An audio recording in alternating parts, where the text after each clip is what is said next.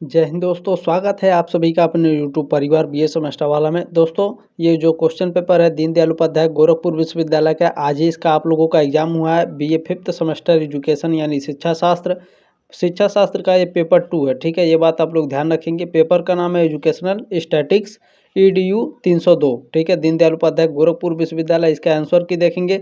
चलिए जल्दी जल्दी देखने का प्रयास करेंगे। ठीक है, आप लोग देख सकते हैं पेपर कोड। पेपर का नाम है शिक्षा शास्त्र education BA fifth semester educational statics. ठीक है, ये आपके पेपर का नाम है 2024-25 सत्र का ये आपका क्वेश्चन पेपर है। इसमें आपके 75 नंबर के थे। मैक्सिमम अधिक अंक आपके 75 अंक के ही होते हैं। ठीक है, ये बात ध्यान रखेंगे। और 50 प्रश्नों को करना था और एक प्रश्न का आपको नंबर मिलेगा 1.5। ठीक है, ये बात भी आप लोग ध्यान रखेंगे। आगे बढ़ते हैं, चले स्टार्ट करते हैं। इसमें पहला प्रश्न आप लोगों का पूछा गया था कि सामान्य प्रायिकता वक्र की आकृति है। ठीक है, the shape of normal probability curve is. तो इसका घंटाकार होता है, बेल शेप में होता है। ये ऑप्शन आपका राइट है। ये क्वेश्चन आपको बताया गया था। ठीक है, चलिए दूसरा प्रश्न आपका पूछा गया था मध्यांक को सांकेतिक रूप में लिखा जाता है। तो मध्यांक को सांकेतिक रूप में MD और MDN दोनों रूप में लिखा जाता है। सी ऑप्शन आपका राइट है प्रश्न नंबर दूसरे का। चलिए तीसरा प्रश्न है सांख्यिकी है। सांख्यिकी क्या है? तो सांख्यिकी एक प्रतिदर्श विशेषता है। ये ऑप्शन आपका राइट है प्रश्न नंबर तीसरे का। और किसी भी प्रश्न को लेकर के आपको डाउट हो तो स्क्रीनशॉट लेकर टेलीग्राम ग्रुप में आप सेंड कीजिए कि सर इस प्रश्न का मुझे डाउट लग रहा है, आप इसका उत्तर बताइए। आपको डाउट क्लासेस के कोई भी चार्जेस नहीं देने हैं, ये बात आप लोग ध्यान रखेंगे। ठीक है, बस टेलीग्राम ग्रुप ज्वाइन कर लीजिएगा और उसमें BA सेमेस्टर वाला चैट करके होगा, उसे ज्वाइन कर लीजिएगा। ठीक है, मतलब एक ज्वाइन करेंगे तो दूसरा ऑटोमेटिक ज्वाइन हो जाएगा। चलिए पंक्ति और स्तंभ में डेटा की एक व्यवस्थित व्यवस्था है। ठीक है, व्यवस्थित व्यवस्था है, कौन सी है? तो इसमें आपका टेबल होता है, तालिका। ठीक है, ये ऑप्शन आपका राइट है चौथे का। चलिए पांचवा प्रश्न आपका पूछा गया था शिक्षा के क्षेत्र में सांख्यिकी के सामान्य उद्देश्य हैं। क्या उद्देश्य हैं? तो आंकड़ों का संकलन करना, आंकड़ों को व्यवस्थित कर उनका वर्गीकरण करना और आंकड़ों का सारणीकरण। डी ऑप्शन आपका राइट है। दोस्तों देखिए, मैं आप लोगों के लिए पर्सनली बहुत ही ज़्यादा मेहनत करता हूं। दीनदयाल उपाध्याय गोरखपुर विश्वविद्यालय के जो भी बच्चे हैं फर्स्ट, थर्ड और फिफ्थ सेमेस्टर के, ठीक है, तो देखिए आप लोगों की ये जिम्मेदारी है कि आप लोग प्लीज़ सपोर्ट जरूर करें, सब्सक्राइब जरूर करें। मैं देखना चाहता हूं इस क्लास पे जितने लोग देख रहे हैं उसमें से कितने लोग सब्सक्राइब कर रहे हैं। प्लीज़ सब्सक्राइब करके सपोर्ट जरूर करें ताकि आप लोगों को मैं 6 सेमेस्टर में भी अच्छे से पढ़ा सकूं। ठीक है दोस्तों, चलें छठवां प्रश्न है आप लोगों का निम्नलिखित में से कौन सा सहसंबंध का प्रकार है? सहसंबंध का प्रकार कौन सा है? तो डी ऑप्शन इसमें आपका राइट है। ठीक है, धनात्मक सहसंबंध, नकारात्मक सहसंबंध और शून्य सहसंबंध, ये तीनों होते हैं। डी ऑप्शन आपका राइट था छठे का। चलिए सातवां प्रश्न है सांख्यिकी में F किसका प्रतीक चिन्ह है? तो जो F होता है यह आवृत्तियों के योग का प्रतीक चिन्ह होता है। सी ऑप्शन आपका राइट है सातवें का। चलिए आठवां प्रश्न है आपका सहसंबंध गुणांक R की सार्थकता के लिए प्रायः प्रयुक्त किया जाता है। क्या प्रयुक्त किया जाता है? फिशर जेड फलन या फिर स्टूडेंट टी फलन, इन दोनों में से कोई एक है। इसका राइट आंसर हमें नहीं पता है। ठीक है, मैंने बहुत खोजा है, इसका मुझे 100% जहाँ तक सेव रूम है ऑप्शन नंबर ए इसमें करेक्ट होना चाहिए। ठीक है, ये बात आप लोग ध्यान रखेंगे। चले नवा प्रश्न आपका आंशिक सहसंबंध में दो चरों के संबंध से तीसरे चर के प्रभाव को अलग किया जाता है। ठीक है, ध्यान रखेंगे जब आंशिक सहसंबंध में दो चरों के संबंध से जो तीसरा चर होता है उसको अलग कर दिया जाता है। अब ध्यान रखेंगे, ये ऑप्शन आपका करेक्ट था नवे का। दसवां था आपका आवृत्ति वितरण में आधार रेखा पर क्या इंगित करते हैं? तो इसमें आवृत्ति इंगित करते हैं, फ्रिक्वेंसी। ठीक है, तो सी ऑप्शन आपका राइट था 10वें का। 11वां प्रश्न पूछा गया था मध्यमान है। मध्यमान क्या है? सांख्यिकी औसत होता है। ठीक है, स्टैटिकल एवरेज होता है। ये ऑप्शन आपका राइट है 11वें का। चलिए 12 नंबर प्रश्न देखिएगा क्या पूछा गया था जब आंकड़े प्रतिशत में दिए गए हों तो उस समय निम्न में से किसका उपयोग किया जाना चाहिए? तो उस समय वृत्त आरेख का उपयोग किया जाना चाहिए। बी ऑप्शन आपका राइट है प्रश्न नंबर 12 का। चलिए प्रश्न नंबर 13 है चर जिन्हें ऊंचाई, भार और लंबाई में मापा जा सकता है कहलाता है, वह आपका कंटिन्यूअस वेरिएबल कहलाता है, सतत चर। ए ऑप्शन आपका राइट है प्रश्न नंबर 13 का। चलिए प्रश्न नंबर 14 आपका, निम्नलिखित में से कौन परिवर्तनशीलता का मापक नहीं है? तो देखें परिवर्तनशीलता का मापक आपका मध्यांक नहीं है, ये ऑप्शन राइट है प्रश्न नंबर 14 का। चलिए प्रश्न नंबर 15 पूछा गया था, किसी विशेष वर्ग पर प्रेक्षणों की संख्या कहलाती है, क्या कहलाती है? फ्रीक्वेंसी कहलाती है, सी ऑप्शन आपका राइट है, ठीक है, आवृत्ति कहलाती है। 15 का सी ऑप्शन राइट है। प्रश्न नंबर 16 देखेंगे, मध्यमान क्या है? तो मध्यमान दिए गए आंकड़ों का औसत होता है, सी ऑप्शन आपका राइट है। चलिए 17 नंबर प्रश्न है, सारणीकरण का प्रथम चरण है, सारणीकरण का प्रथम चरण होता है क्लासिफिकेशन, वर्गीकरण, डी ऑप्शन आपका राइट है 17 का।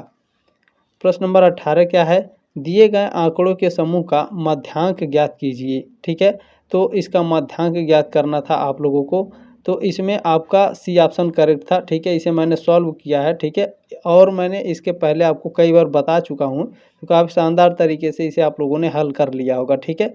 क्वेश्चन पेपर में भी बताया था और मॉडल पेपर में भी मैंने आपको समझाया था, ठीक है। निम्नलिखित में से कौन मानक विचलन का सूत्र है? मानक विचलन का सूत्र है sigma under root sigma x minus कोष्टक में स्क्वायर अपॉन एन, ठीक है, पहला ऑप्शन आपका इसमें राइट था 19 का। चलिए 20 नंबर प्रश्न क्या है, एक कक्षा में 9 लड़कों का प्राप्तांक निम्न प्रकार है इस तरह से, तो इसका बहुलांक क्या होगा? इन्होंने बहुत सही सॉल्व किया है, जैसे मैंने बताया था, ठीक है, उसी तरह से इन्होंने सॉल्व किया है। राइट आंसर डी आपका था यहाँ पे, ठीक है, 20 का डी ऑप्शन करेक्ट था। प्रश्न नंबर 21 पूछा गया था, सामान्य वितरण में होता है, सामान्य वितरण में क्या होता है? ओनली वन मोड होता है, ठीक है, केवल एक बहुलांक होता है, बी ऑप्शन करेक्ट था 21 का। 22 नंबर प्रश्न पूछा गया था, मानक विचलन का संकेत है, मानक विचलन का संकेत क्या है? इस तरह से होता है, ठीक है, ये ऑप्शन आपका राइट है। चलिए प्रश्न नंबर 23 क्या है, निम्नलिखित में से कौन केंद्रीय प्रवृत्ति का मान नहीं है? तो देखें जो आपका मध्यमान है, मध्यांक है और बहुलांक है, ये केंद्रीय प्रवृत्ति के माप होते हैं, चतुर्थांक किसी भी प्रकार का प्रवृत्ति का माप नहीं है, डी ऑप्शन आपका राइट है 23 का। 24 नंबर पूछा गया था, एक संख्या जो समूह में सबसे अधिक लोकप्रिय है कहलाती है, क्या कहलाती है? बहुलांक कहलाती है, सी ऑप्शन आपका करेक्ट है। प्रश्न नंबर 25 क्या है, ठीक है, यहाँ पे 24 का ऑप्शन नंबर सी राइट है। प्रश्न नंबर 25 आपका पूछा गया था, दो मात्रात्मक चरों के उभयनिष्ठ आवृत्ति वितरण को कहते हैं, क्या कहा जाता है? द्विचर आवृत्ति वितरण कहते हैं, बी ऑप्शन आपका राइट है 25 का। चलिए 26 नंबर प्रश्न पूछा गया है, यदि r इक्वल टू 0.08 है तो इसे कहा जाएगा, इसे क्या कहा जाएगा? तो उच्च सहसंबंध कहा जाएगा, सी ऑप्शन आपका राइट है, ठीक है, हाई कोरिलेशन कहा जाता है। चलें 27 नंबर प्रश्न है, निम्नलिखित में से कौन किसी समूह की संरचना की व्याख्या हेतु प्रयुक्त होता है? तो ये पाई डायग्राम प्रयुक्त होता है, ठीक है, वृत्त चित्र, बी ऑप्शन राइट है आपका प्रश्न नंबर 27 का।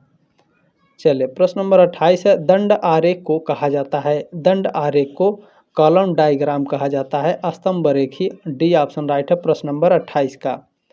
चलिए प्रश्न नंबर 29 है, गुणन आघूर्ण सहसंबंध का प्रतिपादन किसने किया है? कार्ल पियर्सन ने 1948 में, ठीक है, ये बात ध्यान रखेंगे। 29 का सी ऑप्शन आपका करेक्ट था। प्रश्न नंबर 30 है, किसने कहा ये स्टेटमेंट है सांख्यिकी गणना का विज्ञान है? बाउले ने कहा था, बिल्कुल, ए ऑप्शन राइट है प्रश्न नंबर 30 का। चलिए अगला प्रश्न देखिएगा, 31 नंबर प्रश्न है, स्पीयरमैन श्रेणी सहसंबंध गुणांक का सही सूत्र कौन सा है? तो इसका सही सूत्र है P = 1 - 6 sigma D square upon n कोष्टक में n स्क्वायर -1, ठीक है, बी ऑप्शन आपका राइट था प्रश्न नंबर 31 का। प्रश्न नंबर 32 है, पूर्ण धनात्मक सहसंबंध है तो +1 0 0, ये ऑप्शन आपका राइट है 32 का। प्रश्न नंबर 33 पूछा गया था, सहसंबंध गुणांक का मान हो सकता है, तो जो इसका मान है वह -1 0 0 से, ठीक है, +1 0 0 0 के बीच होता है, बी ऑप्शन आपका राइट है, ठीक है, आपने काफ़ी शानदार तरीके से इसे हल किया होगा, बहुत ही ये आसान था, ठीक है। चले अगला प्रश्न क्या है, इसमें निम्नलिखित में से कौन सामान्य प्रायिकता वक्र के लिए सही है? तो m = md = m o या फिर m0 लिखा होगा, नहीं mo होगा, ठीक है, ये ऑप्शन आपका राइट है प्रश्न नंबर 34 का, ठीक है। चलें अगला प्रश्न क्या है, सामान्य प्रायिकता वक्र का प्रसार है। सामान्य प्रायिकता वक्र का जो प्रसार होता है वह अनंत स्पर्शी होता है। बी ऑप्शन आपका राइट है प्रश्न नंबर 35 का। चलिए प्रश्न नंबर 36 क्या है, सामान्य प्रायिकता वक्र के अंतर्गत ±1 सिग्मा के बीच क्षेत्रफल होता है 95.44%। ठीक है, बी ऑप्शन आपका राइट है। इसमें देखें ये भी हो सकता है, जहाँ तक मुझे 100% जहाँ मैं श्योर हूँ बी ऑप्शन आपका इसमें करेक्ट होना चाहिए। ठीक है, चलें अगला प्रश्न है, प्रसार ज्ञात करने का सूत्र है अधिकतम मान माइनस न्यूनतम मान +1 इक्वल टू प्रसार। ये ऑप्शन आपका राइट है। चलिए प्रश्न नंबर 38 आपका क्या पूछा गया था, अनेक समूहों के मध्यमानों को व्यक्त करने के लिए कौन सा रेखाचित्र बनाया जाता है। तो दंडारेख बनाया जाता है। ठीक है, बार डायग्राम। ये ऑप्शन आपका राइट है 38 का। 39 नंबर प्रश्न पूछा गया था, मध्यमान के सूत्र में सिग्मा fx का अर्थ होता है, क्या होता है। तो आवृत्ति एवं गुणनफल का योग होता है। बी ऑप्शन आपका राइट है। ठीक है, frequency and sum of products. B option right है 39 का। 40 नंबर प्रश्न है, माध्यिका ज्ञात की जाती है। तो जो माध्यिका है उच्च स्थिति को ज्ञात करने हेतु जिसके नीचे या ऊपर 50% प्राप्तांक पड़ते हैं। बी ऑप्शन आपका राइट है प्रश्न नंबर 40 का।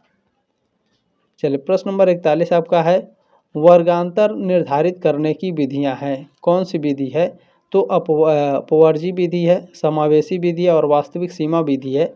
डी ऑप्शन आपका राइट है। प्रश्न नंबर 42 है, सहसंबंध है। सहसंबंध क्या है। तो सहसंबंध एक वैल्यू होता है। ठीक है, मान होता है। डी ऑप्शन आपका राइट है। चलिए प्रश्न नंबर 43 पूछा गया था, दो स्वतंत्र चरों के बीच सहसंबंध होगा। जब स्वतंत्र चर होगा तो उनके बीच संबंध 0 होगा। ये ऑप्शन राइट है प्रश्न नंबर 43 का। बहुत ही आसान थे ये सारे क्वेश्चन।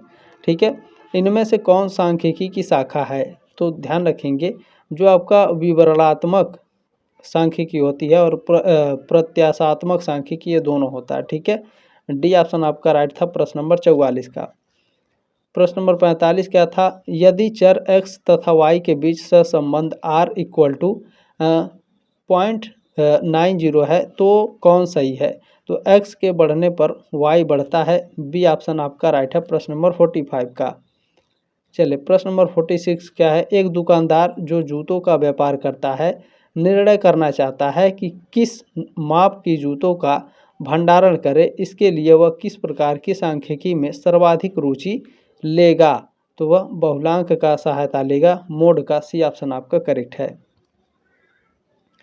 प्रश्न नंबर 47 है, बहुलक किस प्रकार की सांख्यिकी है। तो जो बहुलक है यह एक नॉमिनल स्टैटिक्स होता है। ठीक है, नामित सांख्यिकी। ये ऑप्शन राइट है। ये क्वेश्चन बताया गया था। ठीक है, चलिए प्रश्न नंबर 48 क्या है, सामान्य प्रायिकता वक्र में निम्नलिखित में से कौन एक ही बिंदु पर होंगे। तो माध्य, माध्यिका और बहुलक ये तीनों एक ही वक्र पर होते हैं जब सामान्य प्रायिकता वक्र होती है। ठीक है, तो इसमें बी ऑप्शन में दिया है माध्यमान और माध्यिका। ठीक है, बहुलांक दिया नहीं, कोई बात नहीं। बी ऑप्शन आपका राइट है प्रश्न नंबर 48 का। 49 नंबर प्रश्न पूछा गया था, प्रसरण मानक विचलन होता है। तो प्रसरण मानक विचलन वर्ग होता है। सी ऑप्शन आपका राइट है। ठीक है, स्क्वायर होता है। चले ये लास्ट प्रश्न है दोस्तों। अभी तक आपने सब्सक्राइब नहीं किया है तो प्लीज़ ज़रूर करके सपोर्ट करें। ठीक है, ये आपकी जिम्मेदारी है, प्लीज़ सपोर्ट ज़रूर करें। ठीक है दोस्तों, और आपने जो प्यार और सपोर्ट दिया है इसके लिए बहुत बहुत धन्यवाद। ठीक है, इसी तरह से अपने प्यार और सपोर्ट बनाए रखिएगा। ये भी प्रश्न आपको बताया गया था, स्टैटिस्टा शब्द की उत्पत्ति है इटालियन भाषा से हुई है। ये ऑप्शन आपका राइट है। जल्दी मिलेंगे आपके नेक्स्ट सेमेस्टर में, तब तक के लिए जय हिंद, वंदे मातरम।